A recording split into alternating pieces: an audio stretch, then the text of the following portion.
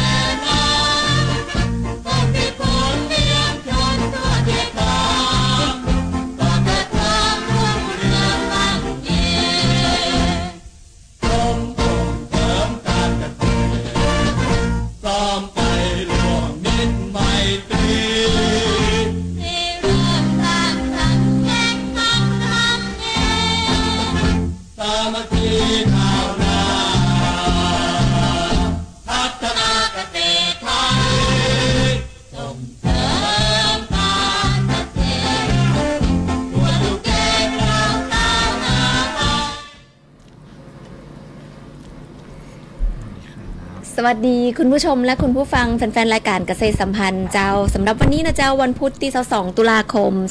2568นะเจ้ามาปะกับรายการเกษตรสัมพันธ์นะเจ้าโดยดำเนินรายการโดยพระดาเพ็งตาเจ้านักวิชาการส่งเสริมการเกษตรชำนาญการจากสำนักงานเกษตรจังหวัดลำปางเจ้าและสำหรับวันนี้นะเจ้าก็มาในของประเด็น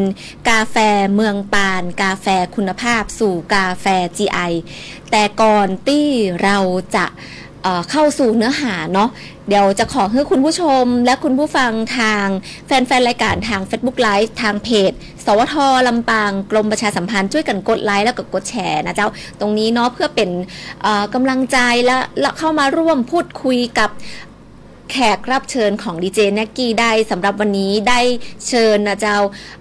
เปิ้นท้องว่าอย่างทั้งเจ้าหน้าที่ผู้ค้ำวอร์ดในเรื่องของกาแฟแล้วก็ทางเกษตรกรเนาะซึ่งเป็นกาแฟสมาร์ทเจ้าซึ่งเป็นแบบเกษตรกรผู้เป็นกูรูเนาะท่านหนึ่งในของกาแฟเลยจากอำเภอเมืองปานได้มาพูดคุยในของประเด็นต่างๆเกี่ยวกับกาแฟของจังหวัดลำปางนะเจ้าเดี๋ยวช่วยกันกดไลค์และกดแชร์นะเจ้าแล้วก็ทักทายกันมาเนาะว่ารับฟังจากตรงไหนเสียงเป็นจะใดนะเจ้าเดี๋ยวฮื้อทางแขกรับเชิญนะเจ้าทางดีเจของดีเจนักกี้เนาะได้แนะนำตัวกันนะเจ้าเริ่มจากทางน้องกิฟเลยเจ้าค่ะสวัสดีค่ะน้องกิฟนะคะนางสาวกันพสุสมบูรณ์โสดนะคะเป็นนักวิชาการส่งเสริมการเกษตรจากสำนักงานเกษตรจังหวัดลำปางค่ะเป็นผู้รับผิดชอบเรื่องของการส่งเสริมการผลิตกาแฟของจังหวัดลำปางนะเจ้าเจ้าอีกท่านหนึ่งเจ้าสวัสดีครับผมภูมิพัฒน์ดีลาสินธรรมนะครับเป็นตัวแทนกลุ่มเกษตรกรอำเภอเมืองปานนะครับซึ่งผมเป็นรองประธานกลุ่มซึ่งวันนี้ได้รับมอบหมายมาเป็นตัวแทนของกลุ่มมาในการ ผู้เล่าสู่กันฟังในวันนี้ในเรื่องของกาแฟเนาะสำหรับวันนี้เนาะเราออกจะตื่นเต้นกันนิดนะเจ้าในเรื่อง ในของวันนี้เนาะเพราะว่าแขกรับเชิญเคยมาทางรายการพ่อกับเจ้าเมินลงดอยมาเตือนนะครับเมินลงดอยมาเตือนนึงนี่อยู่กับบนดอยครับวันนี้ก็ถือว่าเป็นโอกาสดีนะเจ้าตีทางไอโรดเนาะขออนุญาตของไอโรดกับทางน้องกิฟนะเจ้าจะได้มาเล่าในเรื่องของกาแฟซึ่งในของจังหวัดลำปางก็มีพื้นที่ปลูกกาแฟเยอะแยะเลยสำหรับวันนี้เนาะทางน้องกิฟก็ได้นำเสนอในของเรื่องของกาแฟเมืองปานเดี๋ยวอยากจะให้ทางน้องกิฟเจ้าได้บอกเหตุผลเนาะสาเหตุว่าทำไมถึงมาในของประเด็นนี้จ้ะเจ้าก็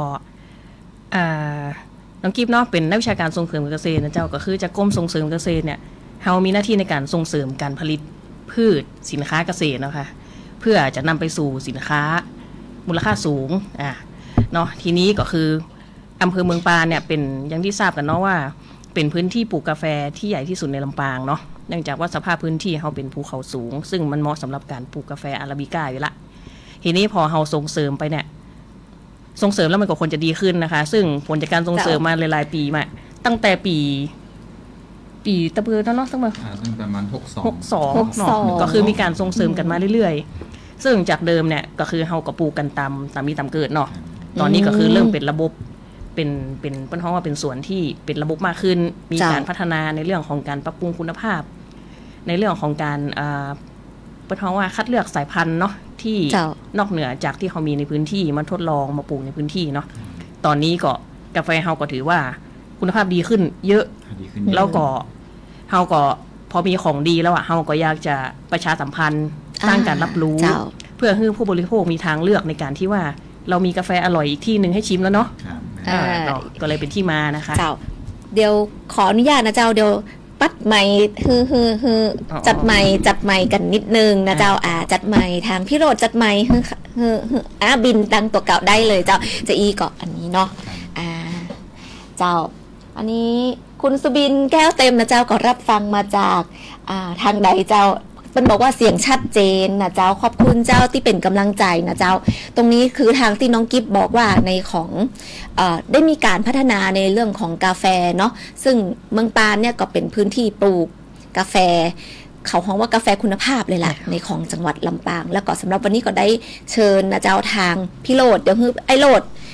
ได้แนะนำตัวเองอีกทีนึงแล้วก็ในลองเล่าความเป็นมาเจ้าในของกาแฟเมืองปานว่าในของเดิมเนี่ยเหมือนอย่างที่น้องกิฟบอกว่าปลูกเหมือนแบบหัวไร่ไปนาไหมหรือว่าก็ปลูกไปก็บ่ได้ก็ปลูกบนไร่บนสวนแต่ว่าก็บ่ได้ความสำคัญบ่ได้ใส่ใจเนาะเดี๋ยวทางไอรถแนะนำตัวอีกทีนึงก็ผมนะครับ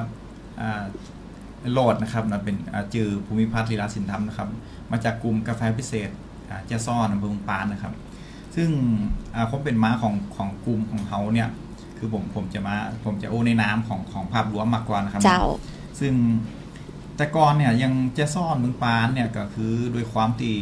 พื้นที่ของเขาอยู่เขตพัทยาเนาะจะอยู่บริเวณเขตเจซ่อนเนี่ยซึ่งเป็นภูเขาสูงซึ่งอย่างที่น้องกิฟบอกก็คือเหมาะสำหรับการปลูกกาแฟอาราบิก้าเพราะว่าเรื่องของอุณหภูมิเรื่องของความสมบูรณ์ของดินเรื่องของสภาพแวดล้อมเนี่ยเปิดเหมาะสมกับการปลูกกาแฟแต่ด้วยความที่เขาบอกเคยปลูกมาก่อนซึ่งจริงๆกาแฟเมืองปานเขาเนี่ยเริ่มตั้งแต่ประมาณปี2540มาละที่เริ่มปลูกกันมาที่เริ่มปลูกแต่ที่เริ่มปลูกเนี่ยก็คือแต่ก่อนในของเมืองปานนี่ปลูกในตำบลแจ้ซ้อนตีเดียวเลยก็เจ้าครับตีเดียวครับเพราะว่าด้วยความที่ตำบลแจ้ซ้อนเนี่ยเป็นตีเดียวที่ว่ามี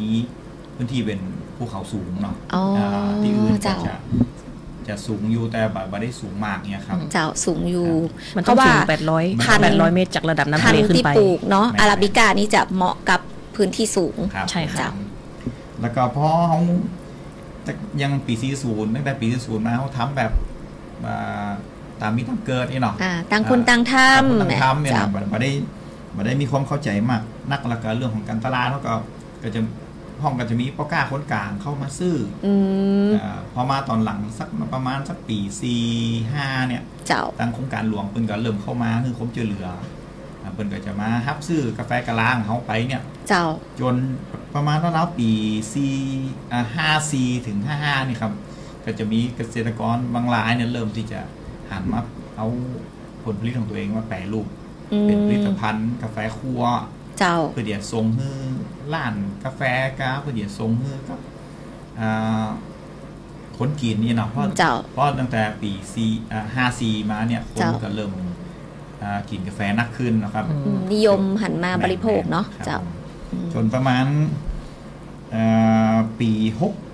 62-63เนี่ยคืออันนี้ก็ต้องขอบคุณทั้งธกส.เจ้าเพราะว่าอย่างทั้งธกส.อำเภอปานเนี่ยซึ่งสมัยนั้นก็คือมีท่าน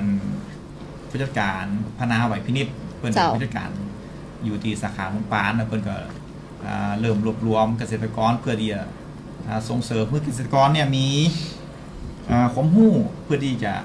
สามารถที่จะหาจริงๆอ่ะผมอันนี้ผมคุยเป็นกันส่วนตัวก็เปิ้ลเนาะเพื่อที่จะเกษตรกรเนี่ยสามารถที่จะเอาผลิตภัณฑ์ไปขายเพื่อได้เงินเพื่อที่จะสามารถที่จะมาชำระหนี้เปิ้ลได้อันนี้คือเป็นโจทย์หลักเลยเนาะกุศโลบายของเปิ้ลนะครับเปิ้ลก็เข้ามาช่วยตั้งแต่ต้นแต่นั้นมันก็ยังเปิ้ลจะช่วยหลายด้านนะแบบว่าจะเป็นเรื่องของการคือความรู้จัดอบรมต่างๆเนาะเรื่องของการเพิ่มช่องทางการตลาดเปิ้ลก็จะเริ่มเข้ามาช่วยเขาตรงเนี้ยก็คือตอนหลังเนี่ยเขาก็คุยกันกับจะมีเป้าหมายหลักๆอยู่ประมาณ3ข้อนะที่ว่าเป็นมารวมกลุ่มเขาเนี่ยคือ1ก็คือเพิ่มความรู้ของบุคลากรกาแฟของเขาเนี่ยก็เป็นเลยเริ่มมีมาการอบรมเรื่องการแปรรูปหรือว่าตั้งภาษากาแฟคือการโปรเซสเนี่ยครับเนาะเจ้าเรื่องการคั่วแล้วก็เริ่มมีอันการออกบูธออกอย่างเพื่อเพิ่มช่องทางการตลาดนะครับอันที่2ก็คือเพื่อพัฒนาคุณภาพกาแฟเนี่ยก็จะเริ่มมีการปรับปรุงสายพันธุ์เริ่มมีการสอนในการที่จะจัดการสวนไม่ว่าเป็นการแต่งการฮื้อปุ๋ยกันฮื้อน้ำของกาแฟครับแล้วก็อันที่3ก็คือเรื่องของการช่วยในเรื่องของการประสานงานกับหน่วยงานต่างๆเพื่อคือเข้ามาเพื่อจะได้เข้ามาคือผมช่วยเหลือหมู่เฮาครับนี่เป็นจุดเริ่มต้นของกลุ่มกาแฟเฮาครับผมจุดเริ่มต้นของกลุ่มกาแฟก็คือมีการรวมตัวของเกษตรกรผู้ปลูกกาแฟเนาะเป็นวิสาหกิจชุมชนอย่างก็เจ้าแม่นวิสาหกิจชุมชนผู้ปลูกและแปรรูปกาแฟอำเภอเมืองปานปลูกและแปรรูปเลยนะเจ้ามีตอนสมัยนั้นณวันนั้นนะเจ้ามีเกษตรกรกี่รายเจ้าเริ่มต้นจริงๆเขาเริ่มกันที่8รายครับและวันนี้มีอยู่15-16รายซึ่งจริงๆแต่ละรายก็จะมีกลุ่มย่อยของตัวเองครับเจ้าตรงนี้เนาะก็คือตอนนี้ก็เป็นแกนนำนี่15-16คนเนาะแต่ว่าสมาชิกของนั้นเนาะอันนี้คัดหัวกะทิมาคัดหัวจะอยู่ในกลุ่มนี้ผมก็จะคัดคนที่มีความสนใจเนาะสนใจแล้วก็ต้องการที่จะพัฒนากาแฟคุณภาพกาแฟแท้ๆครับตรงนี้เนาะแล้วก็ในของวันนี้เรามาในของกาแฟเมืองปานกาแฟคุณภาพสู่กาแฟ GI ก่อนอื่นเนี่ยพอเรารู้ความเป็นมาย่อยๆแล้วเนาะว่าในของเมืองปานเนี่ยมักจะปลูกกาแฟในพื้นที่ตำบลแจ้ซ้อนแล้วก็ในของการทำสวนเนี่ยก็คือแต่ก่อนก็ต่างคนต่างทำเนาะแล้วก็เริ่มมามีการที่จะรวมกลุ่มแต่อยากจะทราบว่าในของกาแฟเมืองปานนะเจ้ามีเอกลักษณ์อะไรที่เป็นของเหมือนแบบถ้าคิดถึงเมืองปานเนาะหรือคิดถึงกาแฟแจ้ซ้อนเนี่ยตรงเนี้ยมีลักษณะยังไงมีเอกลักษณ์หรืออัตลักษณ์ยังไงเจ้าครับผมตรงนี้ถ้าพูดถึงกาแฟแจ้ซ้อนของเขาเนี่ยก็อาจจะบอกได้ว่าเขามีความโชคดีที่เขาได้เกิดเป็นคนแจ้ซ้อนเพราะว่าด้วยความที่เขาอยู่บนแจ้ซ้อนเขาจะอยู่เชิงดอยของดอยเป็นห้องดอยลังกาเนาะซึ่งเป็นถือว่าเป็นดอยที่สูงที่สุดของจังหวัดลำปางเขานะถ้าผมจำมาพิษเนี่ยน่าจะสูงอยู่ประมาณอันดับที่6ของประเทศยอดดอยลังกาเขาเนี่ยครับ แล้วก็รอบๆเชิงน้อยลังกาหรือตีน้อยลังกาเนี่ยจะมีน้ำพุห้อนเนี่ยแวดล้อมหมดเลยแวดทุกท่านคะแวดคือล้อมรอบนะคะเพราะว่าในรายการของเขาใน Facebook Live เนี่ยบางทีแบบถ้าศัพท์เฉพาะบางคนเหมือนแบบเปื่อนดีเจนักกี้เนาะบางคนเป็นก็อยู่ภาคอีสานภาคใต้อย่างเงี้ยเพื่อนอาจจะแวดคืออะไรอย่างเงี้ยค่ะก็ต้องแบบขออนุญาตแปลแต่แบบจากที่ดูเนาะคือดูหน้าของไอโรดนี่แกมีความภูมิใจมากครับผมเนาะต่อเจ้าครับผมแล้วก็ด้วยความที่มีน้ำพุห้อนเนี่ยก็เลยทำให้พูดถึงว่าในดอยลังกาของเขาเนี่ยจะมีความสมบูรณ์และจะมีความชุ่มชื่นตลอดปีซึ่งตรงเนี้ยมันเป็นผลดีกับกาแฟเพราะว่ากาแฟเป็นพืชที่เพิ่นชอบความชื้นแล้วก็อากาศพื้นที่สูงแล้วก็ดินสมบูรณ์เนาะซึ่งตรงเนี้ยก็เลยทำให้กาแฟของเขาเนี่ยโดยความที่ผมก็หูจักกับพ่อก้าหลายคนเนาะเพิ่นก็ว่าถ้าพูดถึงกาแฟน้ำหนักของกาแฟถ้าสมมติเขากาแฟแห้งมาเนี่ย100 กิโลเนี่ยมาเป็นของกาแฟกะลาเนาะ100 กิโลจากที่อื่นครับ100 กิโลของเขาเนี่ยเปอร์เซ็นต์ใดของเขาหรือว่ายิวของเขาเนี่ยจะหนักกว่าที่หลังจากสีแล้วหลังจากสีแล้วสมมติของเขาได้เปิดได้สัก80เนี่ยของเขาก็จะได้สัก81 ถึง 82%นะถือว่าคือผลผลิตของสารกาแฟเนาะผลผลิตสุดท้ายได้ค่อนข้างสมบูรณ์ซึ่งเม็ดจำนวนกว่าที่อื่นเนาะซึ่งตรงนี้มันก็จะส่งผลให้กาแฟของเขาเนี่ยมีบอดี้ที่หนักภาษากาแฟหรือมีความหนักของกาแฟเนี่ยมันความหนักครับหนักความหนักแน่นความหนักแน่นของกาแฟเนี่ยจริงๆภาษากาแฟคือการเขาเรียกว่าบอดี้ของมันนะเนาะครับผมฟูลบอดี้อีกเหรอเป็นห้องยังไงเป็นจะห้องเป็นบอดี้ของกาแฟคือเหมือนความหนักของนั่นคือเหมือนก็เขากินนมก็เขากินน้ำเปล่าไปเนาะโอเคเนี่ยมันจะมีความหนักอยู่ในปากนะประมาณนี้ครับหนักแล้วก็จะมีความหอมละมุนอื่นกาแฟมันเขาเลยครับจะมีความหอมละมุน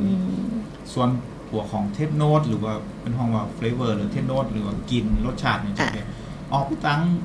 ฟุตตี้ก็จะเป็นพวกสโตนฟู้ดหรือว่าผลไม้แห้งผลไม้แห้งอันนี้คือน้องกิฟต์ก็จะแบบเสริมได้นะคะน้องกิฟต์เสริมได้เพราะว่าน้องกิฟต์ก็เป็นกูรูท่านหนึ่งเนาะแล้วก็จะเป็นเบอร์รี่เนาะกินเบอร์รี่กินยังออกตั้งทัวตีมันมีกลิ่นแบบนี้เพราะมันเป็นกลิ่นเฉพาะจริงๆกาแฟก็จะมีทุกที่ก็จะมีแต่ว่าบางที่ก็จะมีโดดเด่นตัวหนึ่งออกมาหรือว่าจะมียังตัวเป็น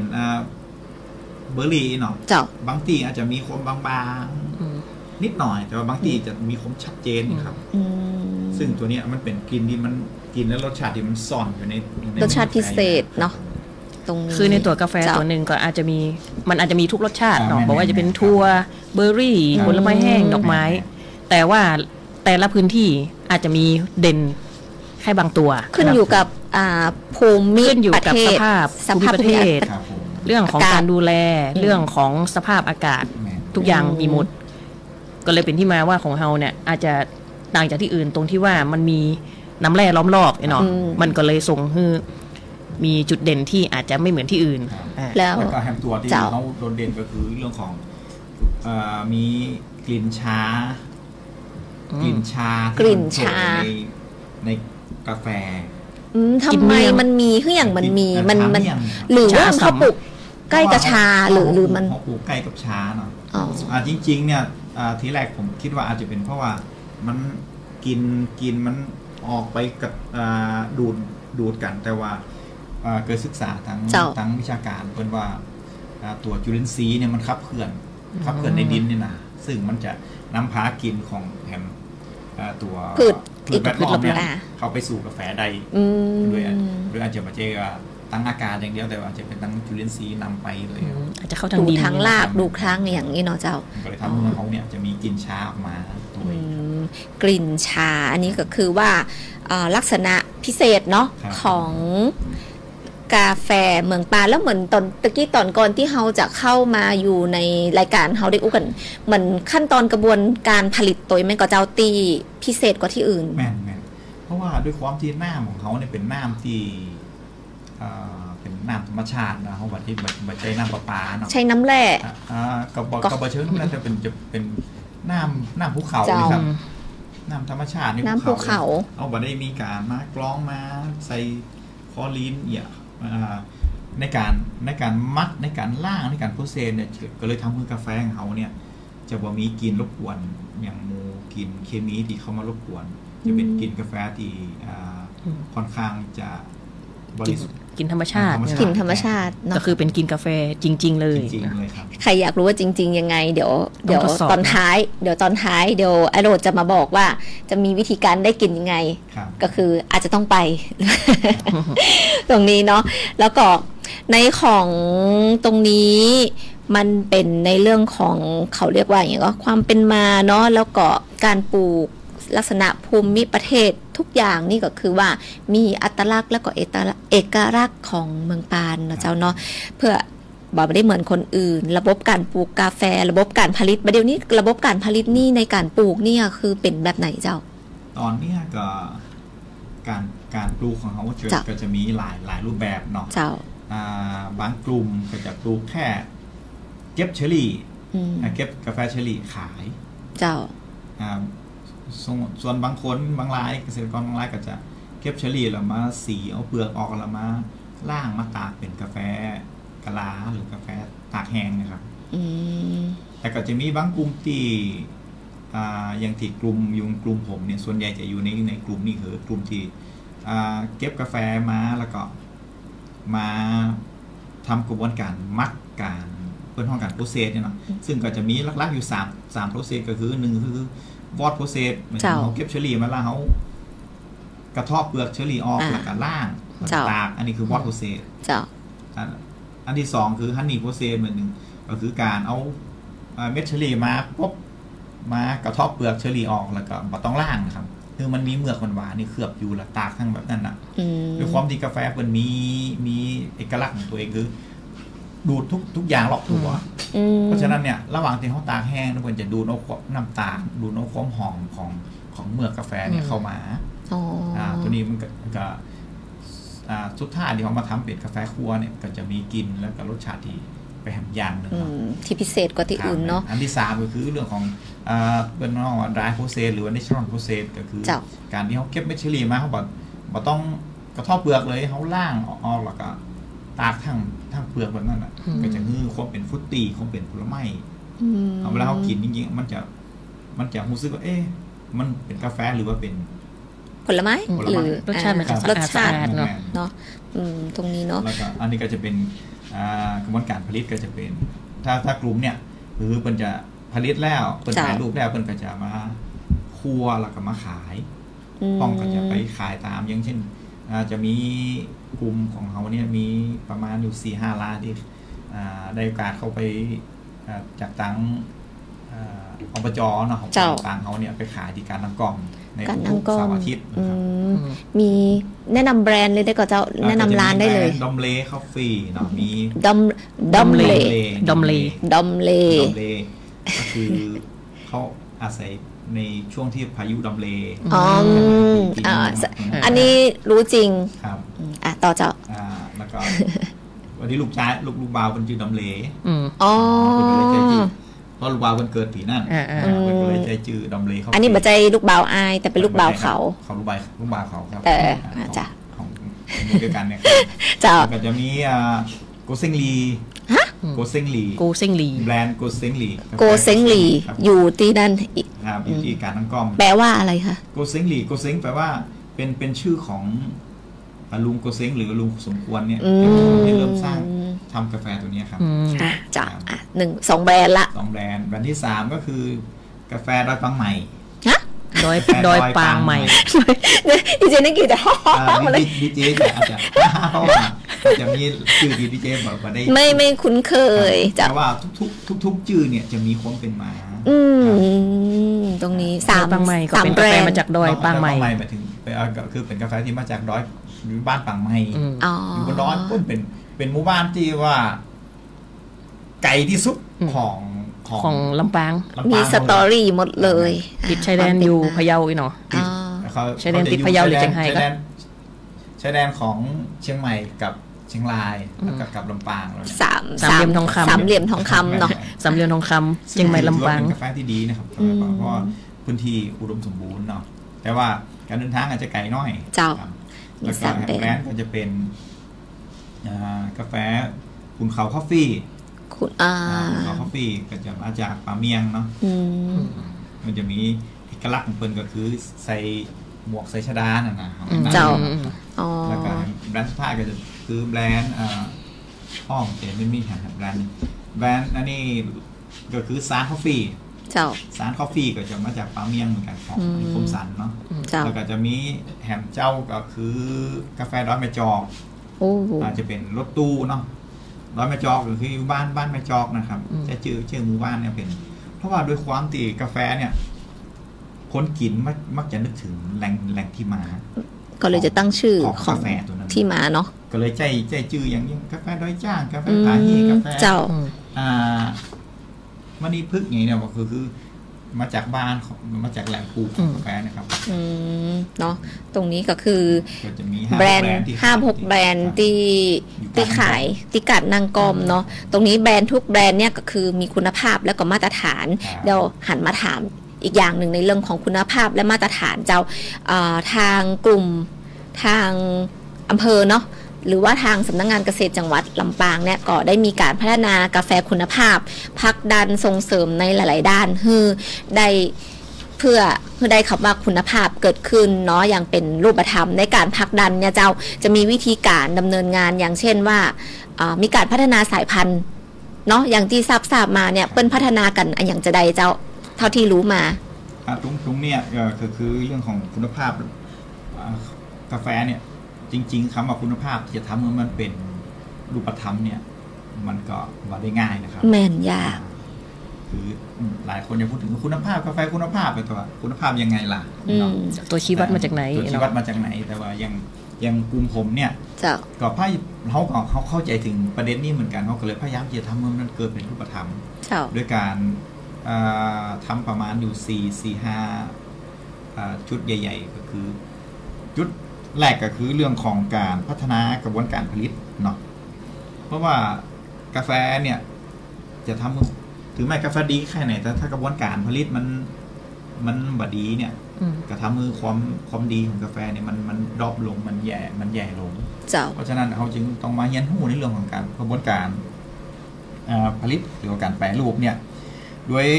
ยังตั้งทกศเปิ้นก็ช่วยเหลือขนาดนักเหมือนกันยังเปิ้นก็ได้มีโครงการเจิญมูอาจารย์หรือมูคนที่ว่าเป็นเก่งๆเป็นประสบความสำเร็จเนี่ยเข้ามาสอนเขาในการแปรรูปว่าจะเป็นอาจารย์หนึ่งเนาะอาจารย์หนึ่งเนี่ยถ้าพูดถึงคนวงการกาแฟเนี่ยเป็นเรื่องรู้จักเนาะอาจารย์เอกสุวรรณโนอันนี้ก็เป็นก็เข้ามาช่วยเขาเรื่องการแปรรูปกาแฟในการมักกาแฟเนาะตั้งงานมหาลัยราชมงคลลำปางเขาเนี่ยครับเปิ้นก็ช่วยเหลือเขาจะนักพนันกันก็คือเปิ้นก็จะมีโครงการมาหมอบเครื่องครัวคือกับกลุ่มเขาเนี่ยอย่างกลุ่มเขาเนี่ยได้ครับเครื่องครัวจากเปิ้นเนี่ยอยู่3เครื่องซึ่งจะกระจายไปจุดแต่ละจุดเพื่อที่เขาใจจะได้ทั่วถึงกันเนาะเราไปเปิ้นคือเครื่องครัวปอนะเปิ้นยังจัดโครงการมาคืออาจารย์เก่งๆเนี่ยยังอาจารย์อ้วนเนี่ยกับเดี๋ยวนี้เปิ้นก็เป็นคนดูแลโครงการคิวโปรเจกต์ไทยแลนด์เขาเนี่ยครับเขามาสอนในเรื่องของการคั่วกาแฟการ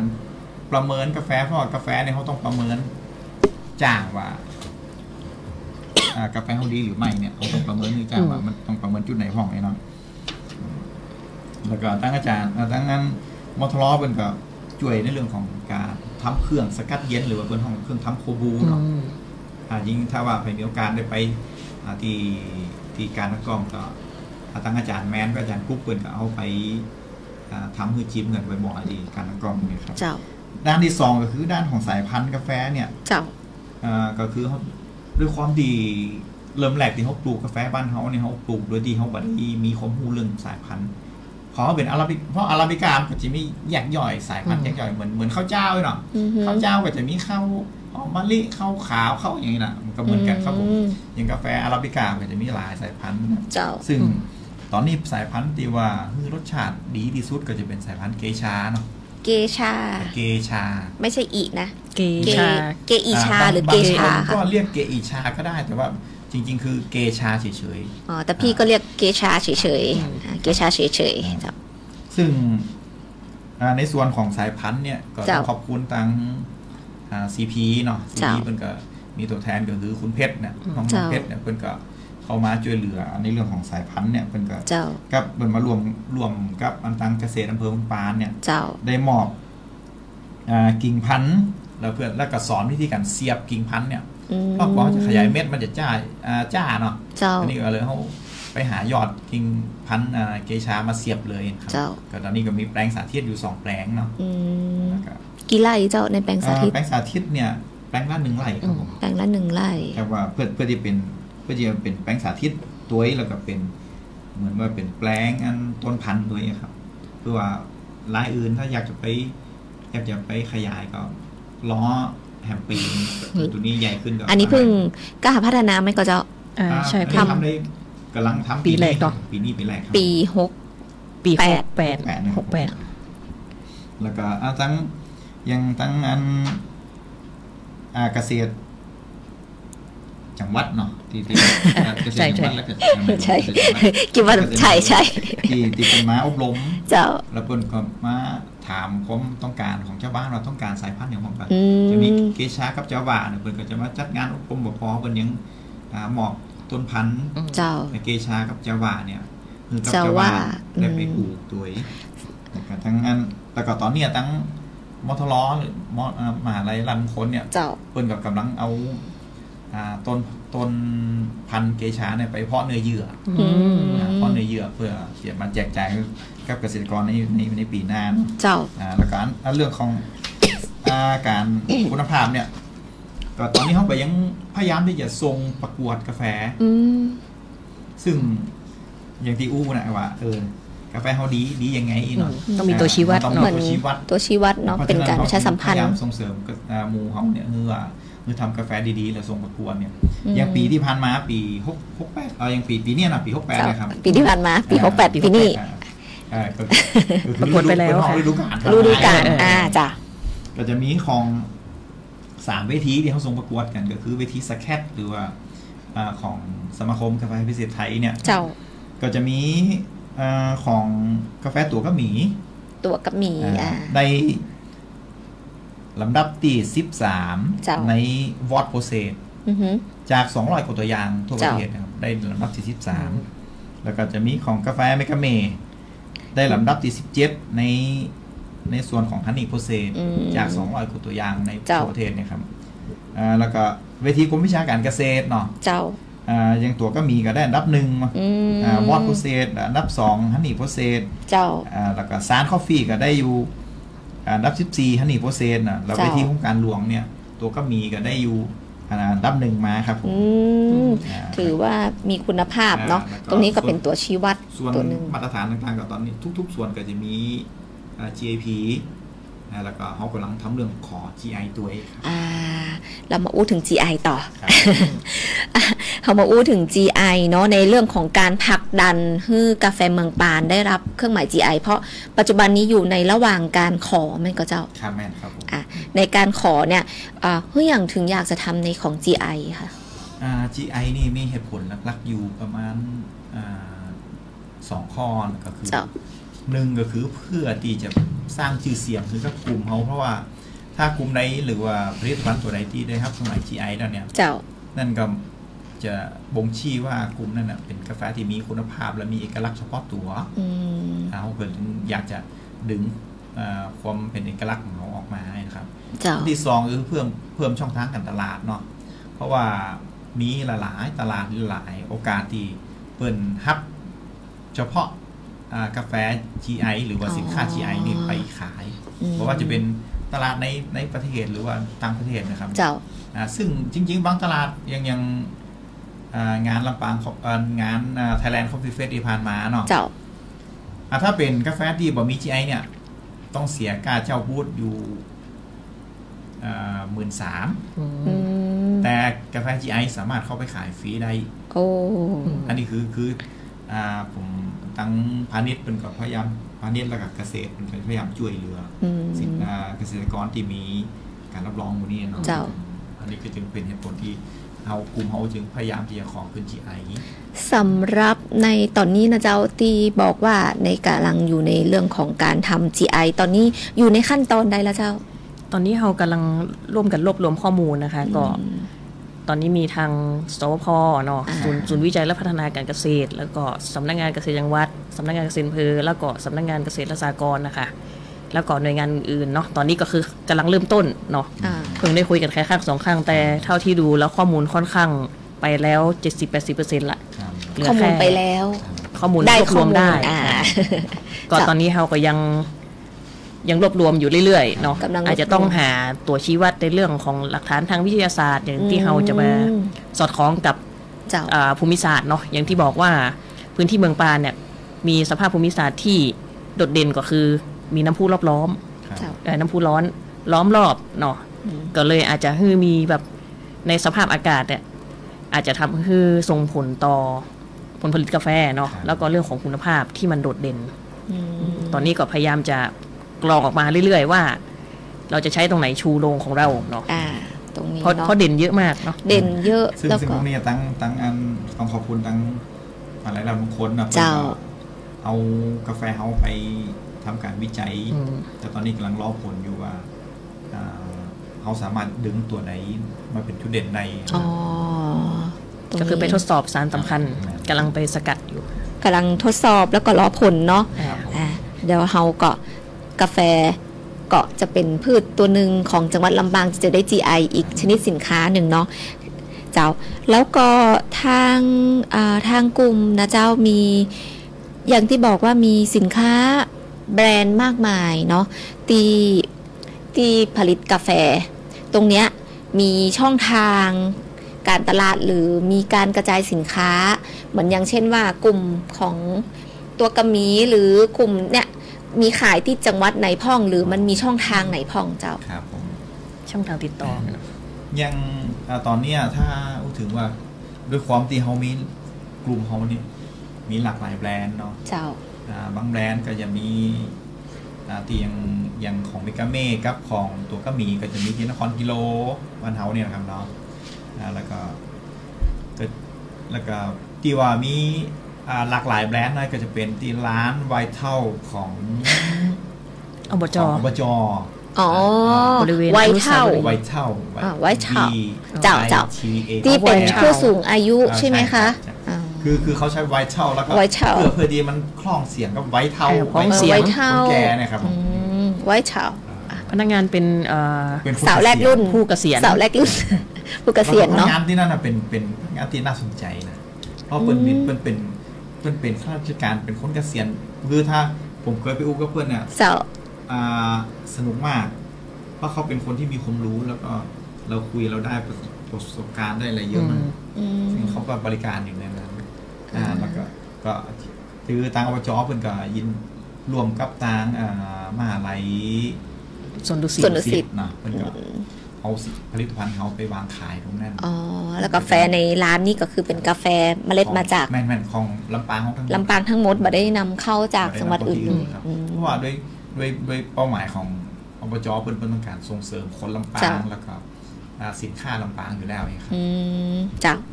แต่ว่าถ้าจะเป็นตั้งเชียงใหม่ก็จะมีอยู่ที่ห้างสรรพสินค้าวันนิมานเนาะวันนิมานเจ้าวันนิมานอยู่แถวห้วยแก้วนะครับเจ้าซึ่งตรงนั้นน่ะก็จะมีสินค้าเขาไปวางขายอยู่ในห้างนั้นด้วยก็มีค่อนข้างครบเจ้าแบรนด์นะครับผมซึ่งถ้าไปเชียงใหม่ก็สามารถแวะได้แล้วถ้าเกิดอยากกินก็คือที่การนั่งก้อมอยากกินแน่นอนอยากกินก็คือที่การนั่งก้อมหรือถ้าเกิดว่าอยากจะทำธุรกิจในเรื่องของการทำอยากจะซื้อเมล็ดกาแฟจะอีกก็คือสามารถประสานได้ครับทางช่องทางไหนพองเจ้าในของแบบด้วยผู้แทนกลุ่มเขามีความหลากหลายเนาะมันมีหลายกลุ่มเนาะหลายกลุ่มครับหลายกลุ่มหลายแบรนด์เนาะเพ ราะฉะนั้นเนี่ยแต่ละแบรนด์ที่เป็นมีวางขายเนี่ยเพื่อนจะมีช่องทางที่ต่ออยู่ที่ตัวผลิตภัณฑ์อยู่แล้วครับถึงถ้าว่าเพราะว่าผมปัจจุบันสามารถมันก็เยอะแยะเนาะถ้าเราจะเจาะจงสักผลิตภัณฑ์หนึ่งก็สมมติว่าน้องกิ๊บอยากชอบตัวเนี้ย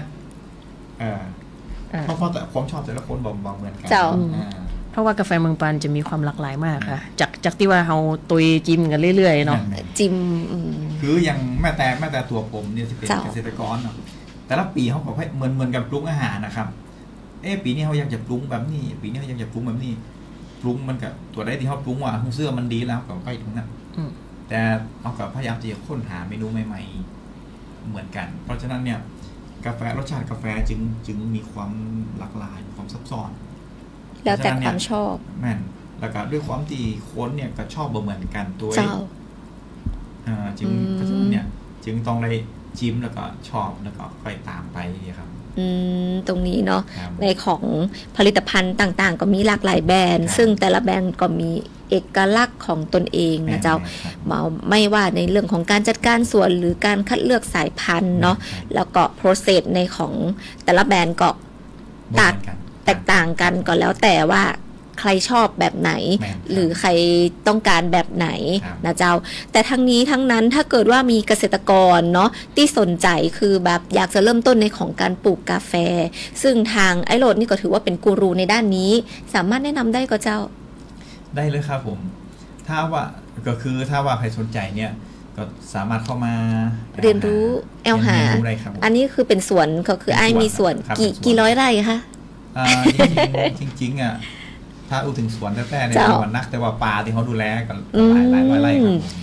เพราะว่าในของการทำกาแฟเนี่ยก็จะต้องควบคู่กับการฟื้นฟูป่าถูกมันก็เจ้าถ้ายังกับเกษตรกรเขาเนี่ย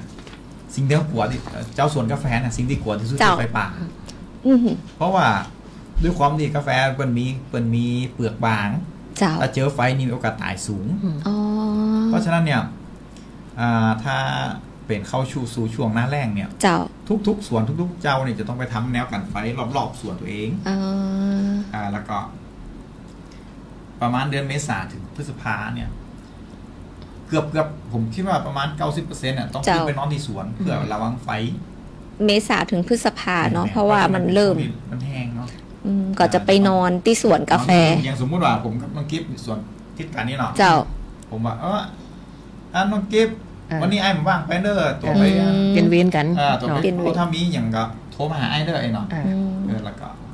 จะฟากันไปแต่ว่าคือด้วยทุกส่วนเพราะว่าเขาจะกลัวไฟขนาดเขาไม่ได้ดูแลทุกส่วนเขาดูแลป่ารอบๆด้วยเพราะว่าถ้าป่าไหม้เนี่ยความอันผลกระทบก็คือมันจะส่งผลถึงกาแฟเขาบางงามเพราะว่าเพราะป่าไหม้ป่าจะแห้งพบเนี่ยความชื้นเนี่ยบ่มีกาแฟเขาจะแห้งไปตัวนี้ครับผลผลิตก็ได้บดีบ่มีคุณภาพเนาะ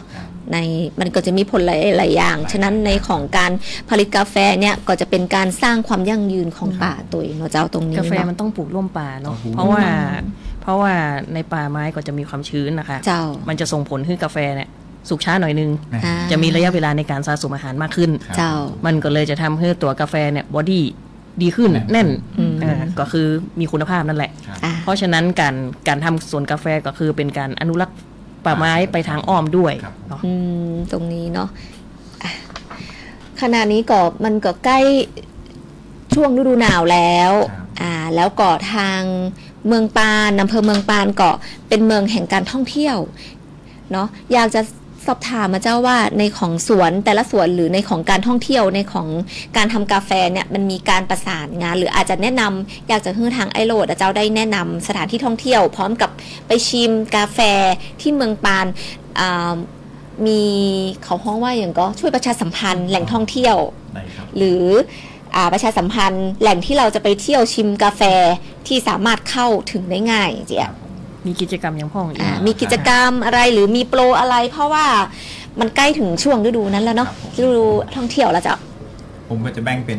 ป็นสองภาคหรือสองกลุ่มเนาะเจ้ากลุ่มแรกที่ว่าอยากไปแอลชิวๆกินกาแฟอย่างก็จะแนะนำที่บ้านป่าเมียงกับบ้านแม่แจ่มเพราะเพิ่นจะเป็นพื้นที่ที่ เป็นหมู่บ้านอยู่แล้วแล้วก็จะมีร้านกาแฟมีคาเฟ่คือไปนั่งชิวๆกินกาแฟชมวิวไปด้วยเนาะแต่ระวังน้อยระวังคูณตัวคูณนะครับจะครบเพราะฉะนั้นเนี่ยพยายามให้ใส่เกลียวขายาวใส่ขายาวเพราะว่าบางร้านที่แพร่คูณเนี่ยมันก็จะมันบางทีมันกับกัดคือเกิดเป็นรอยมันเป็นเนาะเป็นรอยนานแล้วก็แพ้ก็ต้องไปฉีดยาดีเจนักกี้ก็เป็นส่วนหนึ่งในนั้นแล้วก่อนในของการเดินทางนี่ยากกว่าเจ้าการเดินทางเนี่ยขับรถไปผู้หญิงสวยๆตัวเล็กๆสบายครับผมเกียร์4เกียร์5เกียร์4เกียร์5ได้มาเมนเบรกนะเกียร์4เกียร์5สบายเพราะว่าไม่ต้องได้ใช้ใช้แต่เกียร์ต่างเนี่ยถ้าเป็นรถเก่งไปได้บ้านแม่แจ่มเนี่ยจะง่ายน้อยรถเก่งไปได้สบายครับผมแต่ว่าถ้าเป็นบ้านป้าเมียงเนี่ยรถเก่งก็ได้แต่อาจจะต้องใช้ฝีมือน้อยแต่ว่าถ้าว่าบ้านป้าเมียงก็จะต้องเป็นรถปิกอัพหรือว่ารถขับซีก็ดีเหมือนกันครับมีบริการก็มีตอนนี้ยังบอกมีบริการเพราะว่าคนที่ขึ้นไปเนี่ยส่วนใหญ่ก็จะรถตัวเองขึ้นไป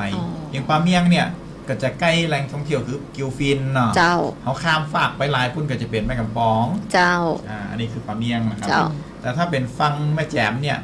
เขาก็ต้องสามารถไปผ่านจุดชมวิวที่เป็นดูจุดชมวิวเป็นห้องจุดชมวิวสวนเล่นจีนะจะเป็นการตั้งเนาะแล้วก็ผ่านไปบ้านแม่แจ่มไปกินกาแฟแล้วก็ขึ้นไป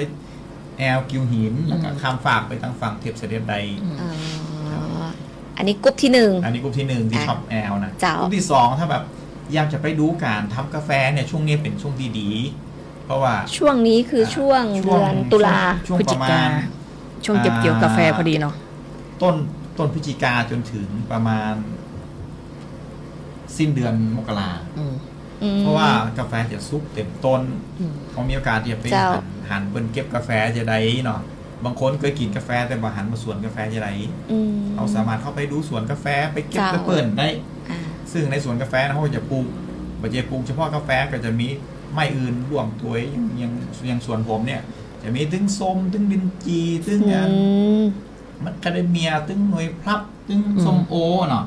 คือจริงๆเขาปลูกเป้าหมายเขาปลูกเพื่อเป็นร่มเงาแต่ว่าเขาก็อาศัยได้กินผลไม้นั้นไปตัวซึ่งนาเก็บกาแฟเนี่ยคนจะชอบไปสวนผมบ่อยๆเพราะมันจะมีส้มเขียวหวานซุกตัวมันจะซุกพร้อมกันส้มเขียวหวานช่วงไหนก็จะได้ไปประมาณพฤศจิก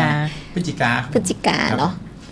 แล้วก็จะไปหันคือกระบวนการว่าเขาเก็บกาแฟจะได้เก็บไปแล้วเขาต้องมาทำจะได้มาสีจะได้มามักจะได้ครับถ้าใครต้องการดูเรื่องของกระบวนการโปรเซสคือเป็นช่วงนี้ได้ก็สามารถติดต่อไปที่กลุ่ม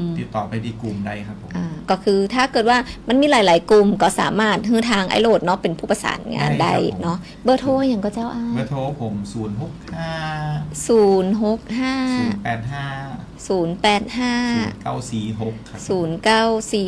มี Facebook ของกลุ่มก็เจ้ามีครับผมจะเป็นชื่ออันกลุ่มกาแฟพิเศษแจ้ซ้อนแล้วก็ขีดเมืองปานครับกลุ่มกาแฟพิเศษแจ้ซ้อนแล้วก็ขีดเมืองปานอันนี้เป็น Facebook ของกลุ่มนะครับเจ้าก็เดี๋ยวทางดีเจนักกี้เมื่อเซตเหมือนแบบจบรายการแล้วเนาะเดี๋ยวจะมีการเหมือนโพสต์ไปฮื้อนะเจ้าว่าสำหรับบางท่านที่อาจจะโจทย์บัตันหรือฟังบัตันเนาะหรืออยากจะดูรายการย้อนหลังก็สามารถติดต่อทางไอโหลดได้เนาะหรือจะไปติดต่อที่สำนักงานเกษตรอำเภอเมืองปานก็ได้เกษตรจังหวัดก็ได้เกษตรจังหวัดก็ได้ทางน้องกิฟก็ได้ครับทางน้องกิฟก็ได้เนาะเปิ้นก็ยินดีตอนนี้ก็ใกล้จะช่วงท้ายรายการละอยากจะฮือทั้งสองท่านนะเจ้ามีอย่างจะฝากถึงคุณผู้ชมคุณผู้ฟังก็เจ้าในเรื่องของกาแฟในเรื่องของการทำคุณภาพหรือแม้กระทั่งการทำ GI ครับตัวผมก็ดีใจนะครับดีใจที่เมื่อเขาเริ่มทำกลุ่มแล้วก็มีหลายหน่วยงานเปิดที่ยินดีที่จะมาฮือความช่วยเหลือในนี้ผมก็ใช่นี่ผมอยากจะขอบคุณนะครับคุณกับหน่วยงานต่างๆบอกว่าจะเป็นทั้งสำนักงานเกษตรอำเภอลำปางสำนักงานเกษตรจังหวัดลำปางเนาะทั้งธนาคารธกส.ทั้งพาณิชย์จังหวัดลำปางอุตสาหกรรมจังหวัดทั้งของแล้วก็ทั้งกรมวิชาการเกษตรแล้วก็เอกชนก็จะเป็นของทั้งเครือเจริญโภคภัณฑ์ของ CP เจ้าแล้วก็จะมีทั้งหอการค้าทั้งเกษตรและสหกรณ์จังหวัดลำปางเนาะ แล้วก็แม่งานใหญ่ก็คือแม่หัวเรือใหญ่ก็คือตั้งอบจเนาะลำปางเขาก็ช่วยเขาหนักส่วนนั้นสถาบันก็จะมูมหาวิทยาลัยราชมงคลลำปางเขาเนาะก็จะเป็นมหาวิทยาลัยสวนดุสิตลำปางมหาวิทยาลัยราชภัฏลำปางแล้วก็มหาวิทยาลัยศิลปากรที่กรุงเทพตรงนี้อันนี้ครบทุกหน่วยงานที่บูรณาการเนาะก็อาจจะมีบางหน่วยงานที่ผมกล่าวบัได้กล่าวถึงจับมาได้ก็ต้องขอโทษแต่ว่าขอบคุณทุกหน่วยงานแล้วก็ทุกๆคนที่ว่าจะเป็นการท่องเที่ยวก็ช่วยนะแล้วก็อย่างทั้งไอ้บอยที่เป็นผู้จัดการของการนังกองเพิ่นก็มีส่วนช่วยเหลือนักนะครับเปิดมาได้สังกัดหน่วยงานได้แต่เป็นส่วนบุคคลเปิดเนาะต้องขอบคุณมาณที่นี้เจ้าทางน้องกิฟมีอย่างจะฝากประเด็นพ่องกับเจ้าก็น่าจะขอบคุณเนาะทางกลุ่มที่มีความสนใจเนาะเพราะว่าในการส่งเสริมเกษตรเนี่ยต้องมาจากความต้องการตัวเนาะมันถึงจะราบรื่นอย่างอีเนาะแล้วก็หวังเป็นอย่างยิ่งว่า GI กาแฟเมืองปานเฮาจะได้ในเร็วๆนี้เนาะต่อไปก็จะได้รวบรวมข้อมูลร่วมกันต่อไปนะคะเนาะตรงนี้ก็ต้องทางดีเจแน็กกี้นะเจ้าก็ต้องขอบคุณทั้งสองท่านนะเจ้าทางน้องกิฟแล้วก็ทางไอโรดเนาะไอภูมิพัฒน์นะคะลีลาศิลธรรมนะเจ้าแล้วก็น้องกันพสุนะเจ้าหรือว่าน้องกิฟจากกลุ่มส่งเสริมและพัฒนาการผลิตจากสำนักงานเกษตรจังหวัดนะเจ้าตีมาร่วมพูดคุยแล้วก็ทางน้องสำนักงานเกษตรอำเภอเนาะที่มาเขาห้องว่าอย่างก็มาอำนวยความสะดวกแก่เกษตรกรนะเจ้านะเจ้าน้องหนิงนะเจ้าจำชื่อมาได้แต่ก็คือว่าขอเอิญว่าน้องหนิงนะคะตรงนี้ต้องขอบคุณทางท่านเกษตรอำเภอทางทุกท่านนะเจ้าตีทำให้วันนี้เนาะเราได้มาอู้ในเรื่องของการผลักดันในเรื่องของกาแฟเมืองปานกาแฟคุณภาพสู่กาแฟ GI และระหว่างไว้บางอย่างยิ่งว่าเราจะได้เห็นกาแฟเมืองปานเป็น GI ในเร็ววันนี้นะเจ้าค่ะในช่วงท้ายของรายการนะเจ้าเดี๋ยวก็จะขอจากลาคุณผู้ชมและคุณผู้ฟังนะเจ้าเดี๋ยวก่อนจะจากไปเนาะขอทักทายคุณผู้ชมคุณผู้ฟังทาง Facebook Live หรือทางระบบ FM นะเจ้า97 เมกะเฮิรตซ์สามารถโทรมาหากันได้เนาะเหลือเวลาอีกสักนิดนึงอีก3นาทีหรือทักทายกันทาง Facebook Live นะเจ้าตรงนี้นะเจ้าคุณชำนาญเมืองรองนะเจ้าท่านเกษตรอำเภอก็บอกว่าเยี่ยมมากครับท่านประธานวสช.วิสาหกิจชุมชนกาแฟเมืองปานแล้วก็น้องกิฟเนาะส่วนทางน้องจุฬาลักษณ์นะเจ้าก็กำลังรับฟังค่ะคุณดนัยใจจะดีนะเจ้าสวัสดีครับหวังว่าจะได้มีโอกาสชิมกาแฟแท้ๆของเมืองปานบ้างนะครับน่าลองกาแฟแท้ๆนะเจ้า คุณหมีรีวิวนะเจ้าส่งหัวใจมาเป็นกำลังใจให้นะเจ้าแล้วก็สำนักงานเกษตรอำเภอวังเหนือนะเจ้าส่งหัวใจมานะเจ้าต้องขอบคุณทุกกำลังใจนะเจ้าแล้วก็สามารถเนาะเข้าไปแอลในของกาแฟเมืองปานได้สามารถมาเขาห้องว่าชิมกาแฟในตีทางไอโรดได้บอกว่ามีตึงกัดนั่งก้มหรือในร้านค้าต่างๆเนาะชั้นนำของจังหวัดลำปางนะเจ้าสำหรับวันนี้นะเจ้าดีเจนักกี้ก็ต้องขอลาคุณผู้ชมและคุณผู้ฟังนะเจ้าแล้วก็ปะกันใหม่นะเจ้าในรายการเกษตรสัมพันธ์แห่มในวันพุธหน้านะเจ้าเวลาบ่ายโมงถึงบ่ายโมงครึ่งนะเจ้าสำหรับวันนี้ก็ต้องขอบคุณทางสวท.ตัวโนตีขยายเวลาให้เฮาได้พูดจากันในสิ่งดีๆเนาะอีกตั้งเกิงชั่วโมงจากบ่ายโมงเกิงนะเจ้าตอนนี้ถึงบ่าย2 โมงนะเจ้าต้องขอบคุณนะเจ้าสำหรับวันนี้ขอลาก่อนสวัสดีเจ้า